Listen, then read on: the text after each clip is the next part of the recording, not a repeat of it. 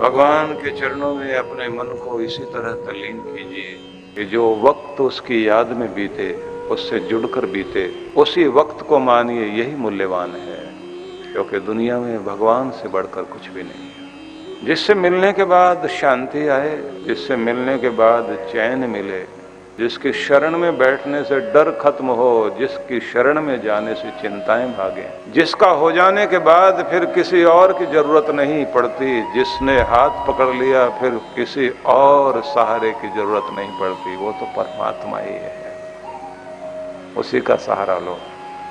उसे मनाया तो फिर किसी को मनाने की जरूरत नहीं। वो रूठता नहीं है। जग रूठे तो रूठे, न रूठे मेरा मोहन प्यारा। मन में भाव एक ही रखो, रब तू ना रूठना। ये दुनिया रूठ जाए कोई फर्क नहीं पड़ता। तू साथ है तो सब साथ है, तू नहीं तो कुछ भी नहीं। कहते हैं कि हजारों वर्षों तक किसी गुफा में अंधेरा हो और हम कहें कि बहुत पुराना है, हटेगा नहीं, उसके पुरानेपन से कोई फर्क नहीं पड़ेगा। बस एक दिया जला लीजिए, दिया पुराना हो या नया हो, रोशनी लेकर आओ। हजारों वर्षों का अंधेरा एक झटके में उड़ जाएगा, खत्म हो जाएगा। हम जन्मों से भटक रहे हैं, दुख भोग रहे हैं, अंधेरा है जीवन में। फर्क इससे नहीं पड़ेगा हम कितने जन्मों से भटक रहे हैं, फर्क इससे पड़ेगा कि किसी जन्म में प्रकाश लाए या नहीं लाए। तो जब गुरु मिलता है और गुरु के प्रकाश को हम अपने हृदय में लेकर आते हैं तो हजारों जन्मों का अंधेरा एक झटके में मिटना शुरू होता है। और गुरु भी क्या देता है, वो भी नाम दान देता है, नाम जिह्वा पर बसाता है, नाम जपने की विधि देता है। नाम जपने की विधि मिलती है तो उसके बाद नाम जपें, लेकिन ज्ञान भी जरूरी है। भगवान श्री कृष्ण ने बड़े सुंदर ढंग से इस बात को दर्शाया है कि सबसे पहले तो गुरु के निकट जाओ। तद विद्धि प्रणिपातेन परिप्रश्नेन सेवया उपदेक्षयन्ति ते ज्ञानम ज्ञानिनस् तत्वदर्शिनः। वो तत्वदर्शी ज्ञानी सदगुरु अपने उपदेश के द्वारा तुम्हारे अंतस्थ में छिपे हुए अंधेरे को मिटाने में सक्षम हैं। लेकिन उनके पास जाने की विधि तुम्हें आनी चाहिए। ठीक से प्रणिपात करो, प्रणाम करना सीखना सीखो, विनम्रता। पात्र नीचे है, सीधा है, उसमें जल भरा जा सकता है। बुद्ध ने कहा था आनंद से, जब उसने पूछा कि मैं और तुम दोनों जन्म से भाई हैं, चचेरा भाई था आनंद। उसने कहा उम्र में भी मैं बड़ा हूं और आपका शिष्य हूं, तो आप ऊपर बैठते हो, मुझे नीचे बैठना पड़ता है, बराबर में बैठने। तो बुद्ध ने कहा परंपरा को ध्यान में रखना है। झरने से पानी पिया है कभी? आनंद ने कहा हाँ पिया है। झरने के ऊपर बैठकर पिया है या नीचे खड़े होकर? आनंद कहता है झरने के नीचे खड़े होकर के ही जल मिला है। बोले किसी बर्तन में घड़े से जल डालते हो तो जिसमें डाला जाता है उसे नीचे होना होता है ना।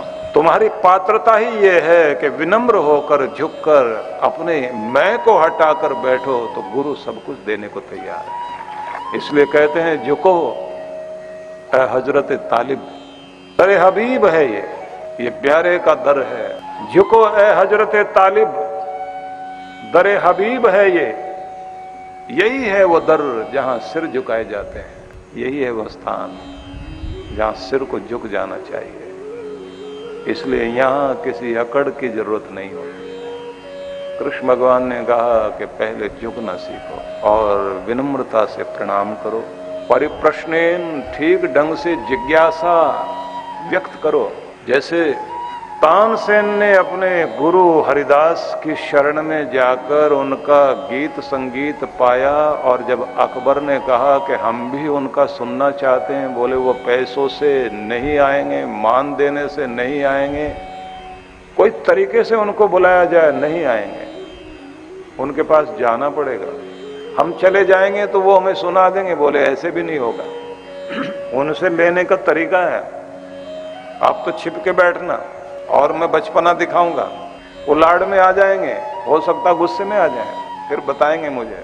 तानसेन गया, स्वामी हरिदास आंखें बंद किए बैठे हैं। चाहे कोई गाता था, चाहे कोई चित्रकार था, भारत की परंपरा थी ध्यान में सबको डूबना है। मौन में उतरो, परम से ध्यान जोड़ो और वहां से जो बूंद अंदर गिरे उस बूंद का ज्ञान जीवन में उतार कर फिर उसे बाहर बिखेरो।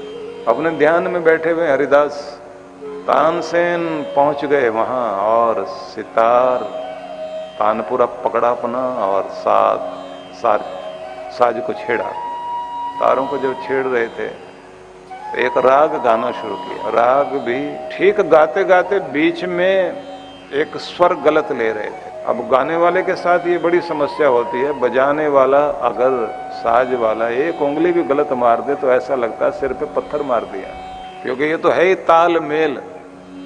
ताल के साथ मेल बहुत सही ढंग से चाहिए। अब आंखें खुली, हरिदास ने देखा ये तो तानसेन है जो तान ही भूल गया। उन्होंने कहा रे रे रे रे रे क्या करते हो तानसेन, ऐसे गाया जाता है, ये संगीत है। ये स्वर जब ईश्वर से मिलते हैं प्रकृति लयबद्ध हो जाती है। मनोरंजन का हिस्सा मत बनाओ। हजार बाहर वाले गाते रहे फर्क नहीं पड़ता, जब तुम गाते हो तो ऐसा होना चाहिए हर एक आत्मा तुमसे जुड़ जाए, परमात्मा से जुड़ जाए, ऐसा होना चाहिए। और तानसेन ने कहा सदगुरु भूल गया हूं कुछ, आप गा के दिखाओ। उसके बाद उन्होंने जो शुरुआत की, पूरी कायनात जैसे बंद गई हो, हवाओं में तराने गूंजने लगे हो, आसमानों में लहरें उतर गई हो और जाड़ी में छिपकर बैठे हुए अकबर उनकर ऐसे सुध बुध खो बैठे। लगा कि अब तक ऐसा कुछ नहीं सुना था। बहुत शांति, बहुत आनंद, बहुत चैन। सिर्फ मनोरंजन नहीं है, ये और दुनिया में लेके जाते हैं, ये अपने बहाव में बहा ले जाते हैं और दिल खुश करने का काम करते हैं। ये तो सुकून देते हैं। इनका संगीत इस दुनिया का नहीं है, उस दुनिया का है ये, उस पार के स्वर हैं ये। बहुत आनंद में आ गए अकबर, सुध बुध खो बैठे। जब गीत बंद हुआ और तानसेन को डांटते हुए गुरु ने कहा कि जा इस तरह अभ्यास कर, दुनिया के बीच में रहते रहते तू गीत संगीत भूल गया। उसने तो जो करना था कर लिया, अपना आशीर्वाद भी ले लिया, उठकर चला गया। अकबर ने भी बहुत आनंदित होकर तानसेन से कहा तुम अपने गुरु जैसा क्यों नहीं गा पाते?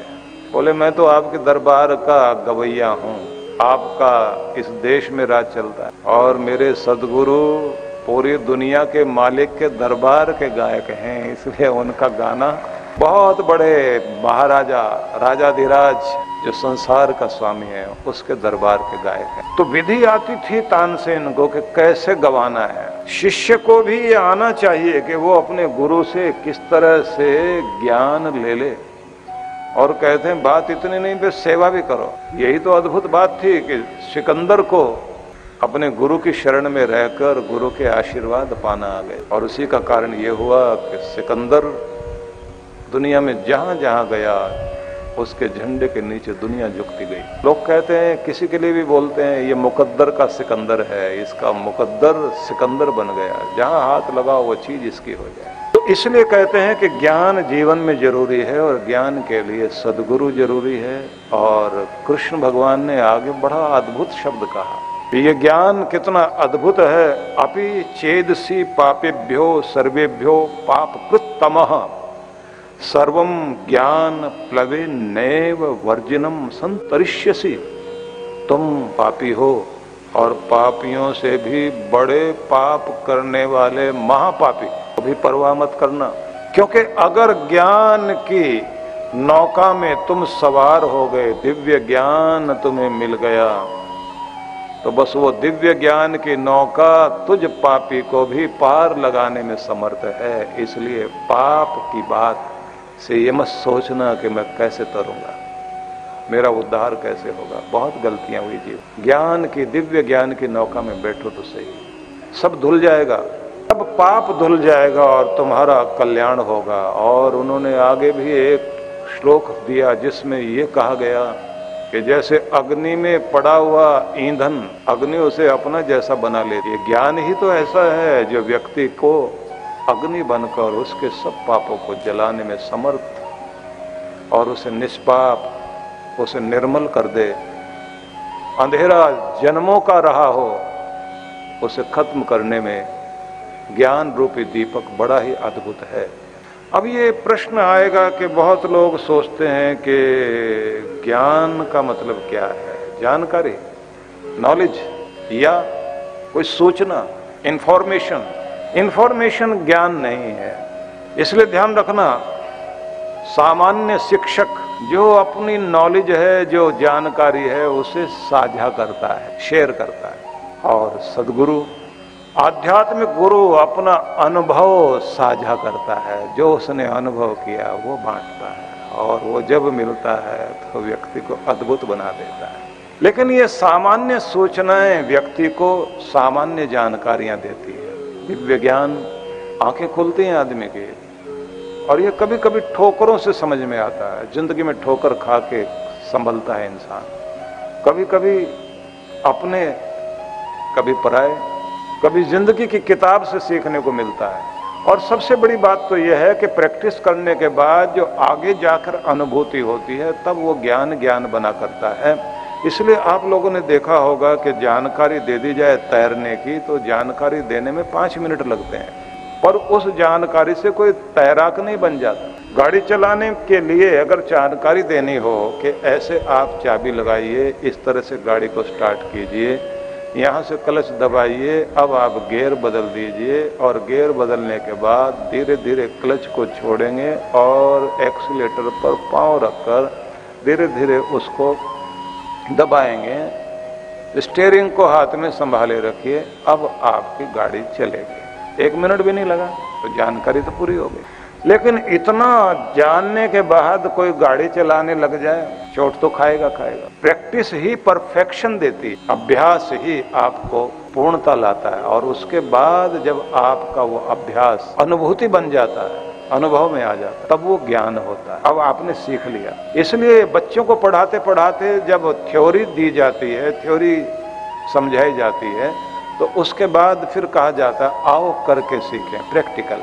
प्रैक्टिकल के बाद में जो आपको अनुभव में आता है, तब वो ज्ञान बनता है। और वो जब ज्ञान आता है तो ये ध्यान रख लीजिए, आपके लिए चीजें आसान हो जाए, जिंदगी आसान हो जाए। लेकिन इससे भी, ये तो दुनियादारी की जानकारी हुई, परमात्मा की जानकारी, परमात्मा की तरफ चलने की जानकारी। इसे आप इस तरह से समझिए कि कितने सारे लोग ऐसे हैं दुनिया में कि जिनकी यात्रा एक दायरे से बाहर नहीं जाती। घर से दुकान, दुकान से घर, ऑफिस, ऑफिस से घर, रिश्ते नाते वहां तक गए, कोई पार्टी वार्टी में गए, कुछ बातों को लेकर रो धो लिए, कुछ की शिकायत कर ली।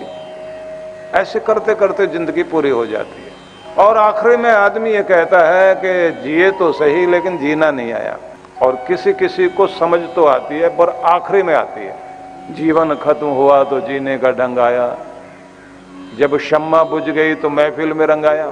खत्म होने का समय आ जाए ना जीवन का, उस समय अनुभव में आता है कि अब कुछ समझ आया था, अगर भगवान दोबारा मौका दे तो अब ढंग से जियो। जीवन खत्म हुआ तो जीने का ढंग आया, जब शम्मा बुझ गई तो महफिल में रंग आया। मन की मशीनरी ने तब ठीक चलना सीखा, जब बूढ़े तन के हरेक पुर्जे पे जंग आया। जीवन खत्म हुआ तो जीने का ढंग आया।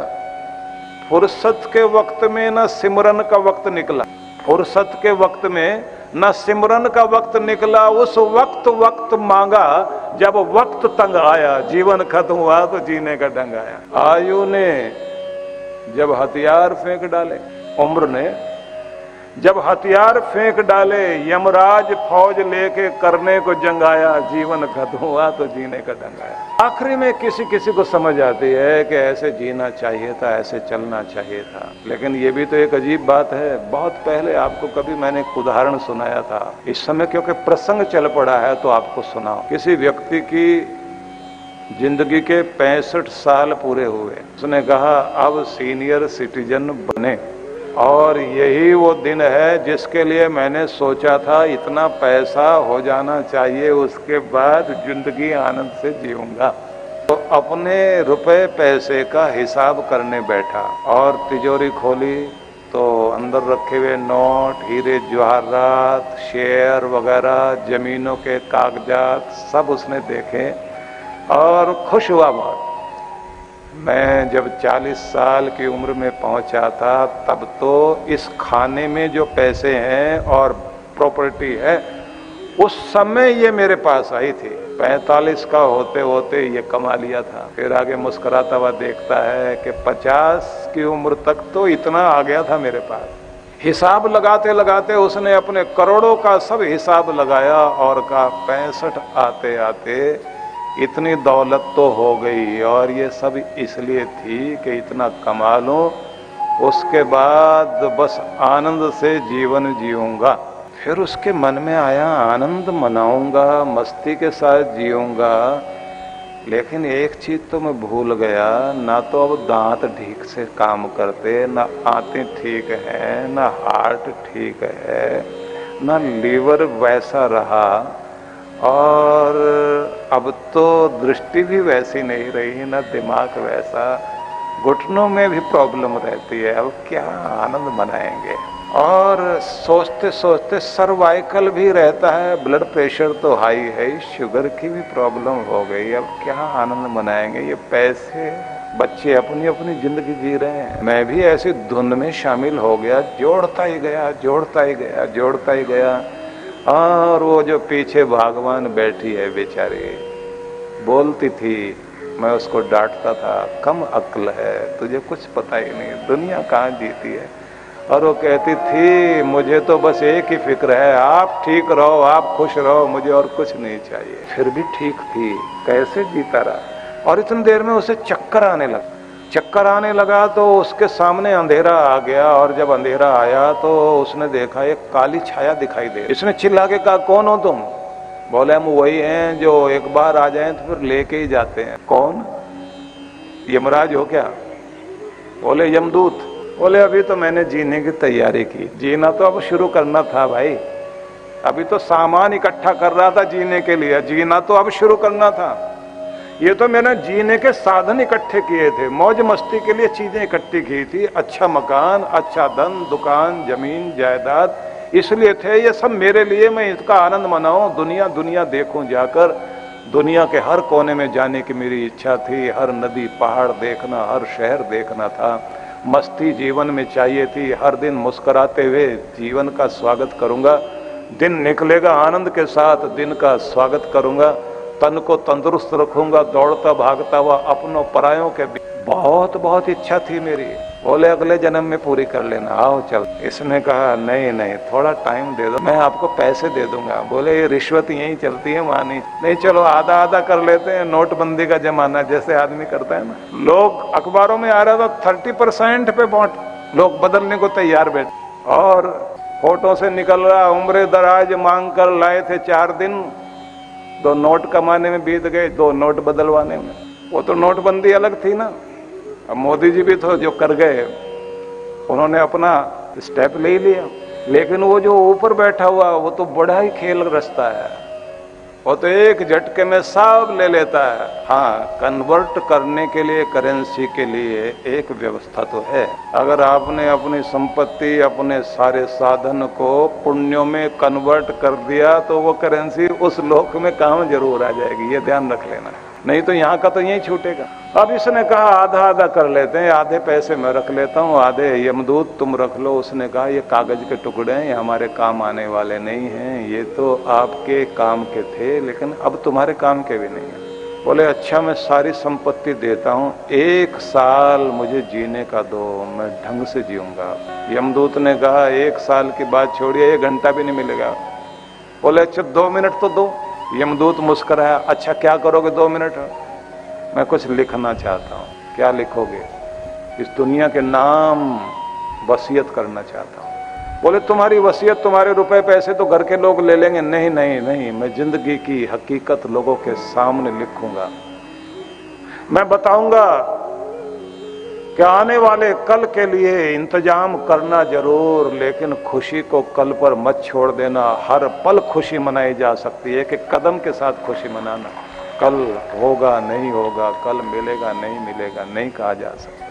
कल स्थितियां क्या होंगी नहीं कह सकते। आज में जीना शुरू कर, आज खुशियां, शांति तुम्हारे पास है, आज तो खुशी मनाओ। कल के लिए तुम व्यवस्था कर लेना, लेकिन कल के चक्कर में जीना मत भूल जाना। तुम ऊंचे शिखर पर पहुंचना, सीढ़ियां चढ़ना, पहाड़ चढ़ना, लेकिन एक एक कदम जैसे जैसे ऊंचे उठते चले जाओ, हर कदम पर दिखाई देने वाले दृश्यों का आनंद लेना। ये मत सोच लेना पहले ऊंची चोटी पे पहुंच जाऊं फिर वहां से दृश्य देखूंगा। पता नहीं वहां तक पहुंच पाओगे, नहीं पहुंच पाओगे। जहां जा रहे हो, जहां खड़े हो, वहीं से आनंद लेते हुए हर दिन का आनंद, हर पल का आनंद, हर दिन की मस्ती लेते हुए जीवन जियो। और देखो, पैसा कमाने के लिए सेहत दांव पर लगा दोगे, बाद में पैसा देकर सेहत वापस लाने की कोशिश करोगे।